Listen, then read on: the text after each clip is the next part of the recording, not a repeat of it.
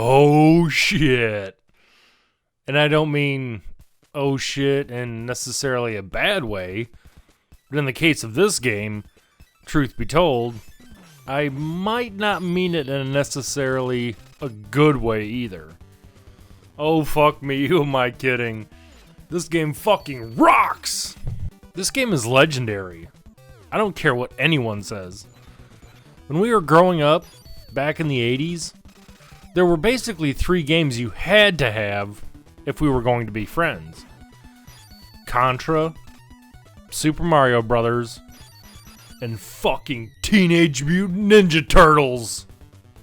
Ironically enough, as much as we played the shit out of this game as kids, I never saw the ending nor ever even beat it, till I was recording footage for this game 30 years later.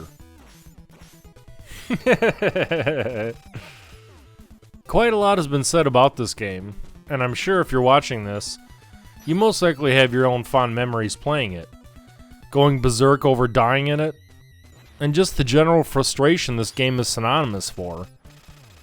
But what could we do? We were just stupid kids. And Teenage Mutant Ninja Turtles was like crack back then. They were everywhere! We had no choice! We had to play it. Understand? Let's dig in and find out. Developed and released by Konami in 1989, Teenage Mutant Ninja Turtles came out when the Turtles were pretty much at their peak in terms of popularity and widespread fan base. The live-action movie would come out a year later and become a total classic, even to this day. Returning to the game, which came out originally on the NES. The storyline is pretty in-depth as far as Nintendo games went at the time, featuring many hours of action and storyline, and involved characters, and yeah, who am I kidding? It's a fucking Nintendo game, and can be beaten in less than an hour. Of course, when we were just 8 years old, do you think we were even close to blazing through this mess that quickly? Hell no.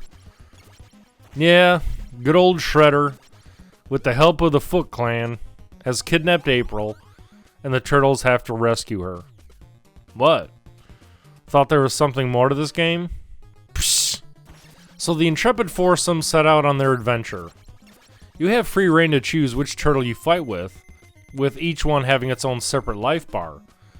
You're free to select another turtle when you're on the overworld map, in case your life gets low, or you have a preference as to which one you like fighting with.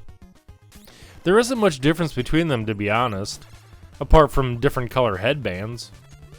I mean, Donatello has the longest combat range because of his bow staff, and Raphael has the shortest, again because of his weapons. You have 6 stages of fun to pass through on your way to the Technodrome. While you're on the overworld map, you travel by foot or, later on, with the Turtle Van. Once you enter a building or open manhole, the game changes to a more traditional side-scrolling style. Kinda like the same as Zelda 2. You run around, killing foot soldiers, and a vast array of other robotic creatures as well. Sometimes it's hard to figure out what the hell you're actually fighting. Like for instance, what the fuck is that? Beats me.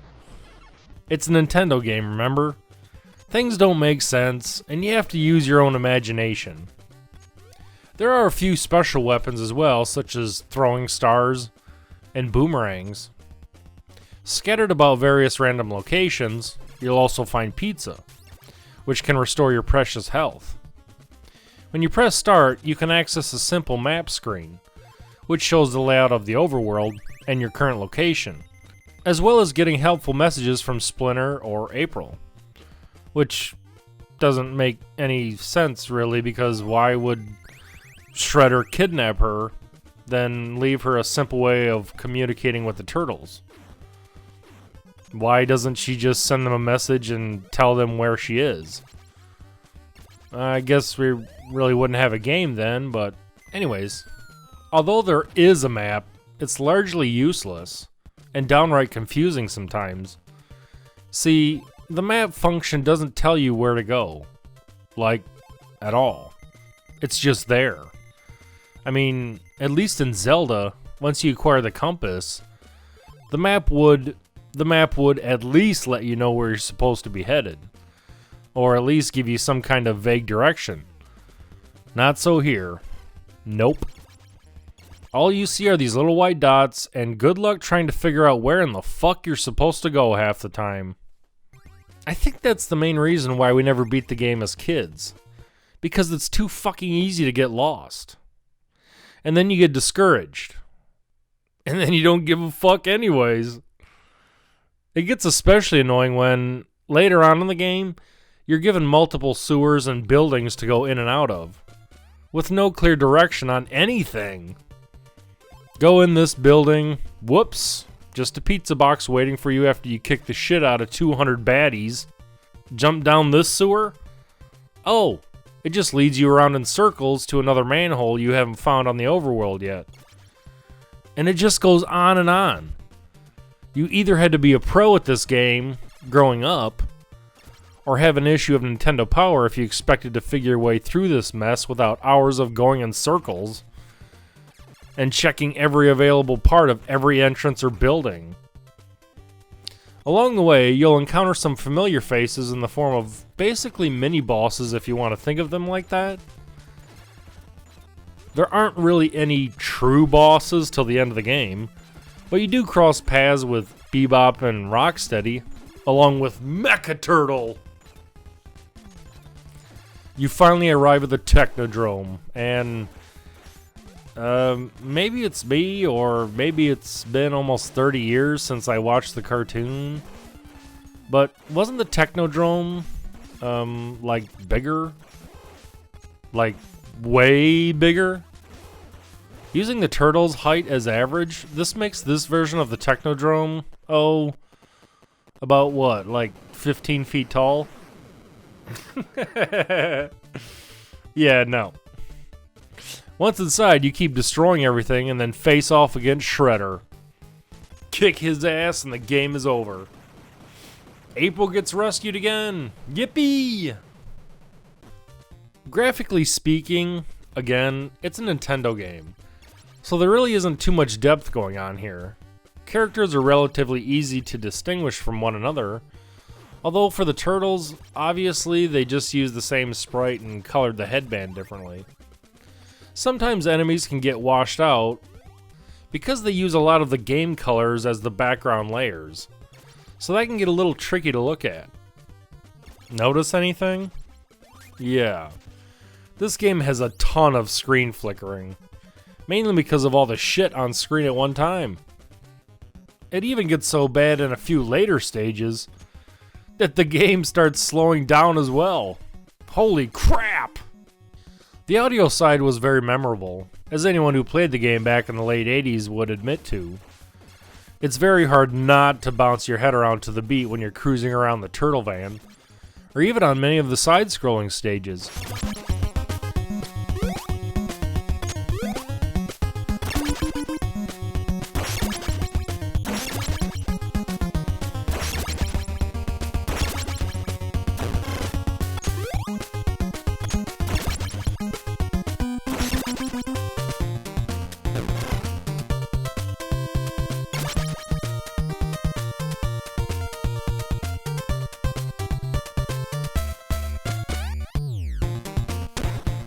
Sound effects are your usual NES fare again, but they're not totally annoying.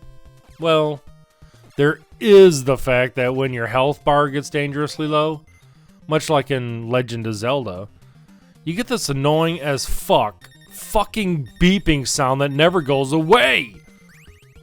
Well, it does eventually if you switch to another turtle with more health, or you're lucky enough to find some pizza laying around. If not, you'll be hearing that fucking thing for hours. Overall, Teenage Mutant Ninja Turtles is a terrific game. Fun at its very core if you can get past its small amount of shortcomings. The action is fun, the music is good, and nostalgia for the early years makes this an easy one to return to if you want a little NES playtime.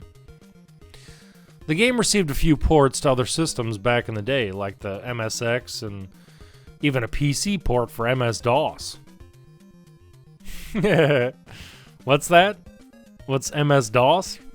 Well, count yourself lucky if you have no idea what I'm talking about. Those were the dark ages of computers, let me tell you. Lastly, it was also released on the Wii's Virtual Console in 2007. But sadly, it's no longer available as the license has expired. So basically, the only way to play it anymore is on the total off chance that you still own an original NES with the cartridge, or via emulation. I've always thought it would have been a great game to receive some sort of HD makeover for current generation systems, or possibly even a compilation download, including the other early Teenage Mutant Ninja Turtles games for NES and Super Nintendo. Oh well, guess there's always the future, and things to hope for. Thanks for watching, thanks for subscribing. Grab a slice of pizza and go check it out!